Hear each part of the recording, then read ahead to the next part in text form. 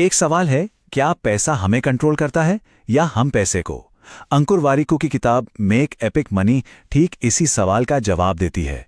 इस विश्लेषण में हम उन पावरफुल आइडियाज को समझेंगे जो पैसे के साथ हमारे रिश्ते को हमेशा के लिए बदल सकते हैं। चिंता मत कीजिए, इसके लिए कोई फाइनेंशियल गुरु बनने की जरूरत नहीं है। ये किताब मुश्किल शब्दों को हटाकर पैसे को समझने का एक बिल्कुल सीधा और सरल रास्ता दिखाती है। तो चलिए इस रास्ते पर साथ में पहला कदम उठाते हैं। क्या पैसा वाकई खुशी खरीद सकता है? ये एक ऐसा सवाल है जो हम सब ने कभी ना कभी खुद से जरूर पूछा होगा, है ना? ये किताब इसी सवाल के इर्द गिर्द घूमती है और हमें पैसे के असली मकसद को समझने में मदद करती है।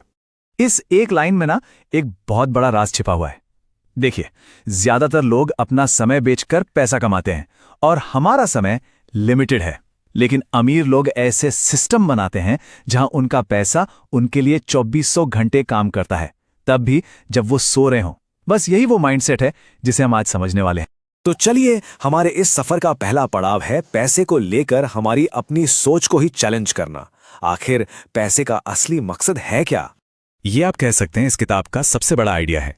पैसा सिर्फ एक बड़ी कार या फैंसी घड़ी खरीदने के लिए नहीं है। इसका असली लक्ष्य हमें आज़ादी और फ्लेक्सिबिलिटी देना है। मतलब वो काम करने की आज़ादी जो हम करना चाहते हैं और जिंदगी के उतार चढ़ाव का सामना करने की फ्लेक्सिबिलिटी। तो समझने वाली बात यह है कि पैसा अपने आप में खुशी नहीं है। नहीं, ये तो बस एक टूल है, एक चाबी है जो हिम्मत, ऑप्शंस और मन की शांति जैसे दरवाजे खोलती है। और इन्हीं चीजों से तो असली खुशी मिलती है। तो फिर पैसा असल में खरीदता क्या है? चलिए देखते हैं। ये हमें मन की शांति देता है कि चलो भाई सारे बिल चुका दिए गए हैं। ये हमें ऑप्शंस देता है, नौकरी बदलने का या कोई नया सफर शुरू करने का। ये हमें रिस्क लेने की हिम्मत देता है और सबसे कीमती चीज, हमारे अपने समय पर हमारा कंट्रोल देता है। तो मकसद दौलत के ढेर पर बैठना नहीं है, बल्कि खुद को आजाद करना है। फाइनेंशियल स्टेबिलिटी हमें उन बंधनों से बाहर निकलने की ताकत देती है जो हमें अपनी पसंद की जिंदगी जीने से रोकते हैं। अच्छा, अब जब हम ये समझ गए हैं कि पैसे का असली मकसद आजादी है, तो सवाल ये उठता है, इसे हासिल कैसे किया जाए? और इसका जवाब है सैलरी के जाल से बाहर निकलकर असली वेल्थ बनाने की तरफ बढ़ना। इसे ऐसे समझिए, यहां दो अलग अलग तरह की सोच है। एक है सैलरी वाली सोच, जो बाल्टी से पानी भरने जैसी है। आप जितना समय देंगे उतनी ही बाल्टियां भरेंगे। लेकिन दूसरी तरफ है वेल्थ वाली सोच, जो एक पाइपलाइन बनाने जैसी है, जो आपके लिए लगातार पानी लाती रहे, चाहे आप काम कर रहे हो या नहीं। और ये सिर्फ बड़ी बड़ी बातें नहीं हैं। असल में ऐसे कई तरीके हैं। अपने ज्ञान का इस्तेमाल करके ऑनलाइन कोर्स बनाना, फ्रीलांस काम करना या सही जगह निवेश करना, ये सभी वो पाइपलाइन बनाने के तरीके हैं जो इनकम के नए रास्ते खोलते हैं। अब इसका ये मतलब बिल्कुल नहीं है कि कल जाकर अपनी नौकरी छोड़ दें। नहीं, बिल्कुल नहीं। बल्कि अपनी नौकरी को एक सेफ्टी नेट की तरह इस्तेमाल करें। इस स्थिरता का फायदा उठाकर धीरे धीरे इनकम के दूसरे सोर्स बनाएं जो भविष्य में आपकी आजादी की नींव बनेंगे। चलिए अब एक बहुत ही बेसिक लेकिन सबसे जरूरी चीज समझते हैं, एसेट्स और लायबिलिटीज। बहुत सीधी सी परिभाषा है। संपत्ति यानी एसेट, मतलब कोई भी ऐसी चीज जो आपकी जेब में पैसा डाले, जैसे कोई घर जिससे हर महीने किराया आ रहा हो, या स्टॉक से मिलने वाला डिविडेंड।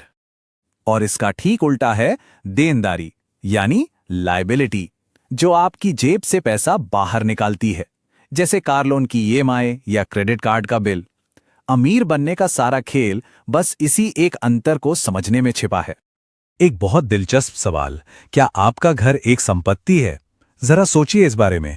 अगर वो आपकी जेब से हर महीने पैसे निकाल रहा है तो वो क्या हुआ? तो अमीर बनने का नियम एकदम सीधा है। अपनी मेहनत की कमाई से ऐसी चीजें खरीदें जो और पैसा बनाएं, यानी एसेट्स, और उन चीजों से बचें जो पैसा खर्च करवाएं, यानी लायबिलिटीज। बस यही पूरा खेल है। पैसा कमाना तो एक हिस्सा है, अब बात करते हैं उसे संभालने की, यानी उसके मैनेजमेंट की। ये कंट्रोल करना कि आखिर पैसा जा कहां रहा है। ये एक बहुत गहरी बात है। देखिए, असली प्रॉब्लम ज्यादातर कम कमाना नहीं, बल्कि कमाई से ज्यादा खर्च कर देना है। बात कंजूस बनने की नहीं है, बात है सोच समझकर और स्मार्ट तरीके से खर्च करने की। इसके लिए 50-30-20 का नियम एक बेहतरीन शुरुआत हो सकती है। अपनी इनकम का 50% अपनी जरूरतों पर, 30% अपनी इच्छाओं पर और सबसे जरूरी 20% बचत और निवेश के लिए अलग रखें, ताकि आपका पैसा आपके भविष्य के लिए काम कर सके। और जब भी कोई बड़ी खरीदारी करने जाएं, तो बस एक आदत बना लें। रुककर खुद से 2 सवाल पूछें। पहला, क्या ये मेरी सच में जरूरत है या मैं बस दूसरों को देखकर खरीद रहा हूं? और दूसरा, इसकी असली कीमत क्या है, मतलब मेंटेनेंस वगैरह मिलाकर। ये छोटा सा ब्रेक हजारों बचा सकता है। तो अब तक हमने जो भी बातें की, चलिए उन सबको जोड़कर देखते हैं कि आखिर हमारी मंजिल क्या है और वहां तक पहुंचने का रास्ता क्या है। और आखिर में मंजिल ये है एक ऐसी जिंदगी जहां पैसे की चिंता आपको अपने सपने पूरे करने से ना रोक पाए।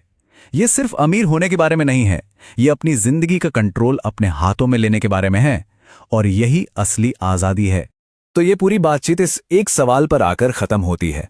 वो एक कौन सा काम है जो आज किया जा सकता है जिससे पैसा आपके लिए काम करना शुरू कर दे, ना कि आप पैसे के लिए? जवाब कुछ भी हो, शुरुआत तो आज से ही होती है।